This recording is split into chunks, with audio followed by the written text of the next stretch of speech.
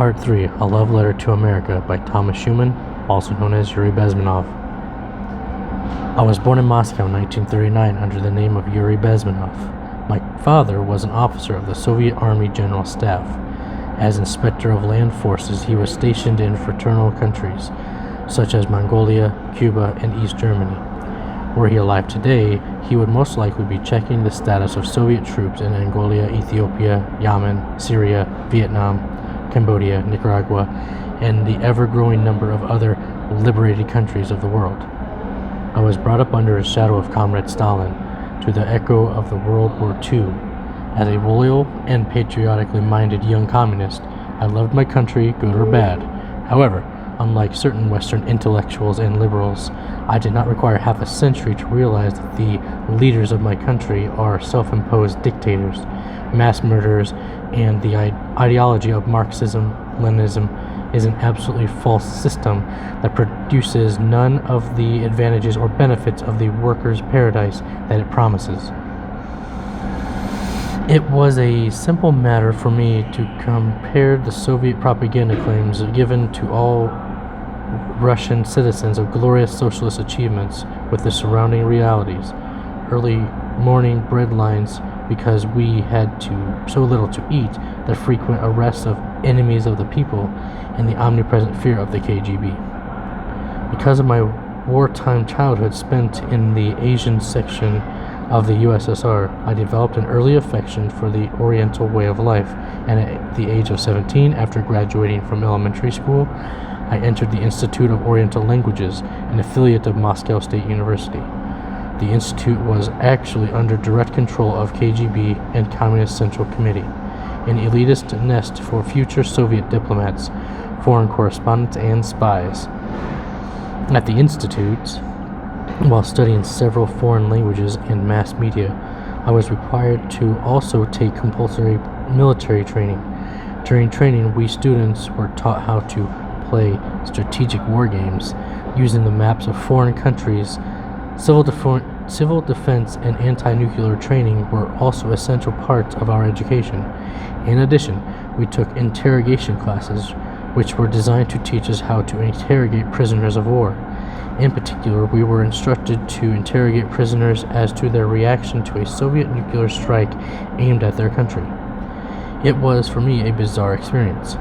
Upon graduating, I was sent to India as a translator for the Soviet Economic Aid Group, which was building oil refineries in 2 Indian states. Here, during my first foreign assignment, I realized the great discrepancy between my country's proclaimed goals of selfless fraternal cooperation and the actual ruthless exploitation of India by Soviet neo-colonists. As an example of this exploitation, the Soviets, in purchasing Indian manufactured goods, would pay the Indians only in rubles. Unfortunately, rubles are non-convertible currency in the international market, meaning that the Indian manufacturer would be unable to purchase anything on the international market with his Soviet rubles. On the other hand, the Soviets would take the Indian manufactured goods and sell them at a substantial profit on the international market for hard currency, such as dollars or pounds, which are easily negotiable. So basically, the Indian manufacturer received only a fraction of the actual worth of his product, while the Soviets reaped the rewards of their duplicity. Is it that the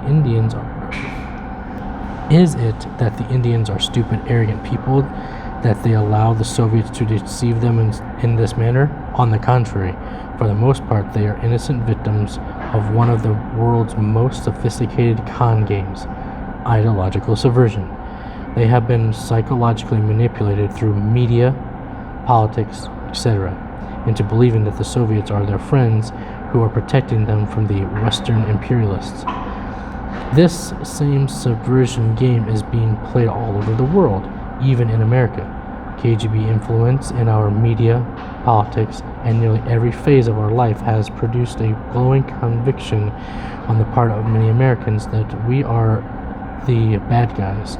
Again, I have to remind you that to date, there has never been a single defection from the United States.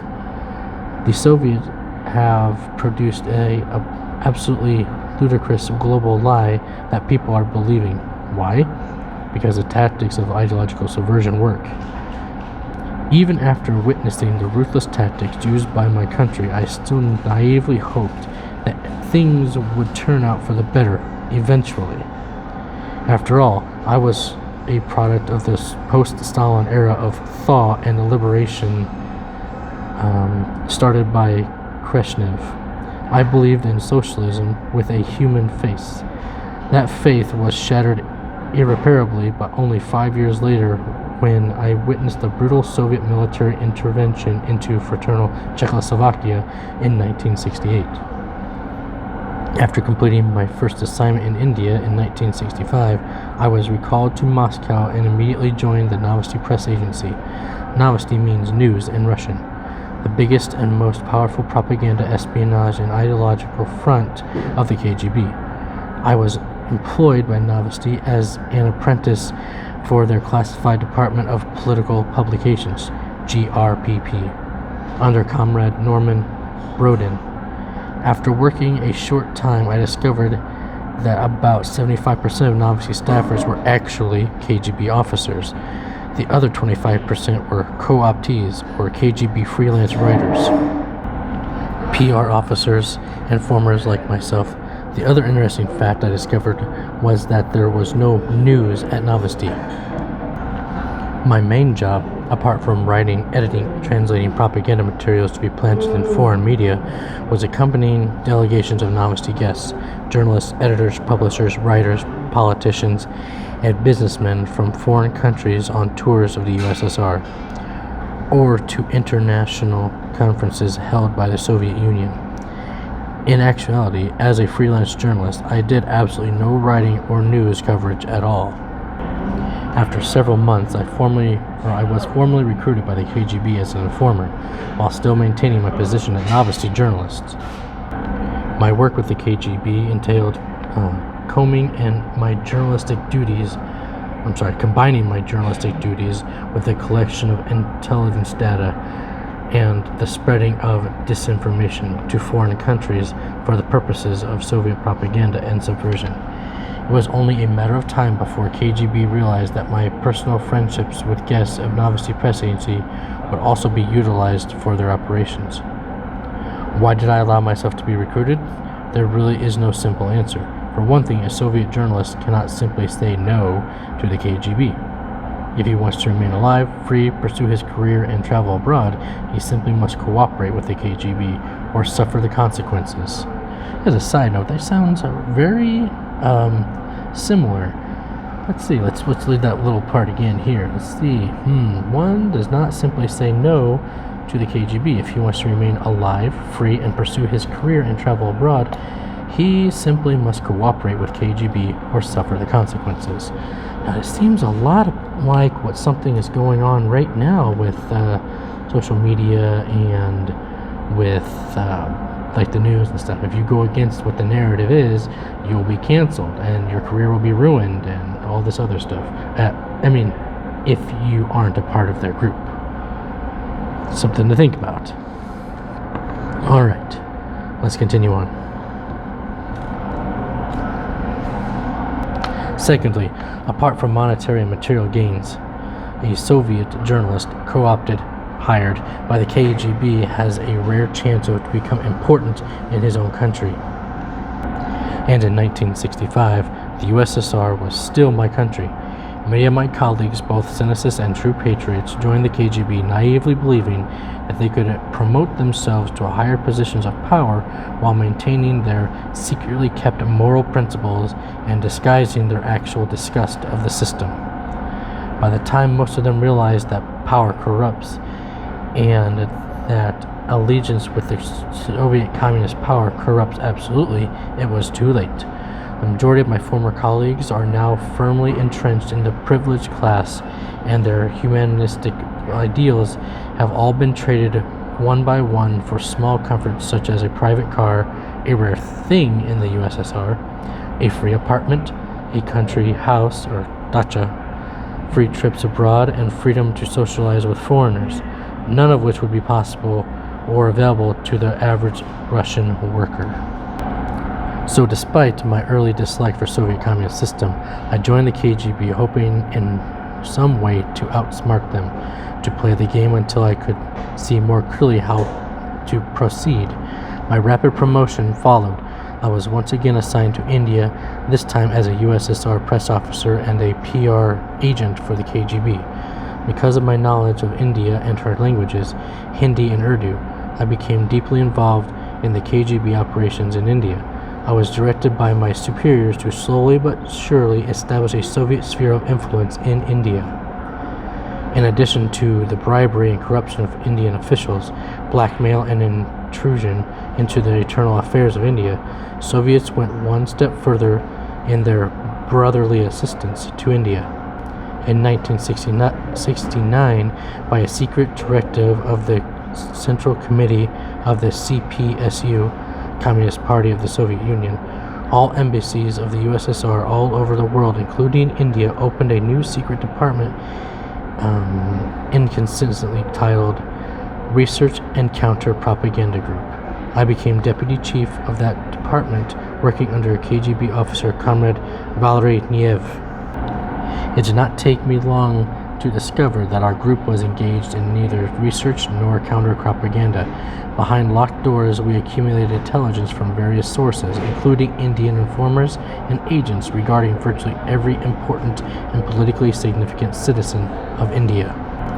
Members of parliament, civil servicemen, military and public figures, media people, businessmen, university professors, radical or otherwise students and writers. In other words, everyone instrumental in shaping a public opinion and policies of the nation. Those who were friendly and ready to invite Soviet expansionist policy into their own country were promoted to higher positions of power, affluence, and prestige through various operations by KGB novosti. Large groups of the so-called progressive and sober-thinking Indians on a regular basis, generally supplied with free or duty-free booze from the embassy stocks. Soviet sympathizers were invited to USSR for free trips and numerous international conferences, where they not only received substantial sums of money in the form of literary awards or Nehru Peace and Friendship Prizes, but were medically treated for VD and hernias acquired in the prenuptial class struggle against American imperialism. Those who refused to be flexible and take a voluntary role in this cruel farce were thoroughly character assassinated in the sensation-hungry media and press. There's another thing that, just as a side, kind of a commentary, whatever, is right here. Those who refuse to be flexible and take a voluntary role in this cruel farce were thoroughly character assassinated in the sensation-hungry media press.